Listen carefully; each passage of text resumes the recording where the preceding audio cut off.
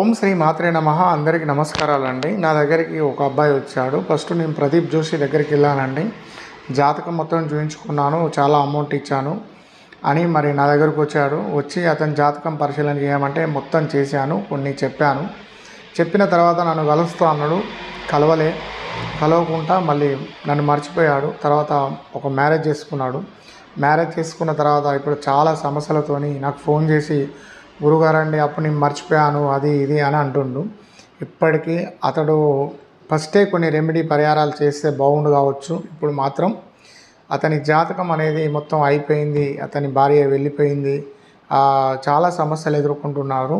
అయితే ఎప్పుడైనా మీరు గుర్తుంచుకోండి, మీ జాతకాన్ని పరిశీలించి చెప్పినప్పుడు దానికి తగ్గట్టు రెమెడీ పరిహారం చేసుకున్న తర్వాత మీరు వివాహం చేసుకోండి. లేదనుకో అతనికి ఇప్పుడు విడాకుల కాడికి వస్తుంది కాబట్టి అలా చేయొద్దు అన్నప్పుడు మీరు చాలా జాగ్రత్తగా నిర్ణయం తీసుకొని